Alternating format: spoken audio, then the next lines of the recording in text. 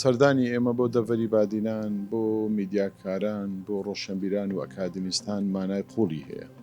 یەکێ لە ماناکانی ئەوەیە کە ئەم دەڤەرە دەڤەرێکی زۆر گرینگە لە ڕووی مێژوویەوە، لە ڕووی جوگرافیەوە، لە ڕووی کولتوریەوە، لە ڕووی سیاسیەوە، تەنانەت لە ڕووی میدیاییشەوە.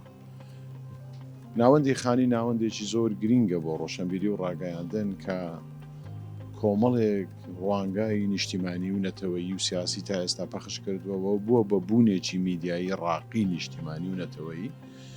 لە نێو سەردانەکانماندا ئاژانسی خانی هەم زۆر نوێیە، هەم زۆر مۆدێرنە، هەم توانیویەتی ڕایەڵە و پردێک دروستکە لە نێوان خۆی و هەموو دنیا. لێرەوە سوپاسی یەکەیەکەی ئەو بەڕێزانە دەکەین کە لە ئاژانسی خانی کار دەکەن.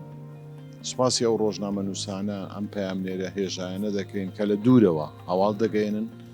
سوپاسی ئەو بینەر و خوێنەرانش دەکەین کە بە بەردەوامی ئاژانسی خانی ئەخوێننەوە و ئەیبینن.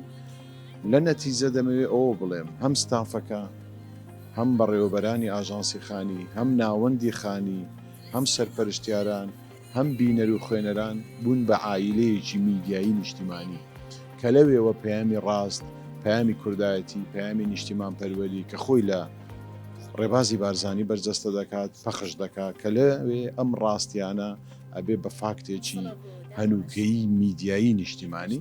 بۆیە دەستخۆشی لە هەموو لایەکتان دەکەین و ئومێدەواری سەرکەوتوو بن و ئەم سەردانانەی ئێمە بەردەوام دەبێ بۆی بتوانین هەمومان بەیەکەوە بیر بکەینەوە و بەیەکەوە گەنگەشە بکەین و بەیەکەوەش خزمەتی کوردستان و خەڵکی ئازیزی کوردستان بکەین لە هەر دەڤەر و لە هەر شوێنێک.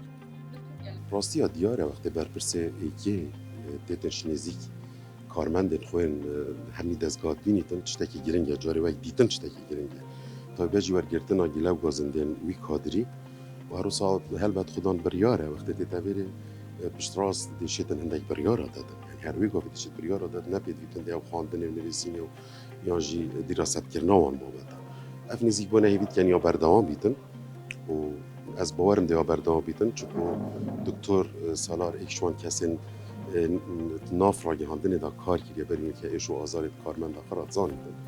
Hêvî dikem ku bîte handerek û piştevaniyek bû karmendên me û bişin pitir xizmeta ragihandina Kurdî pîştek.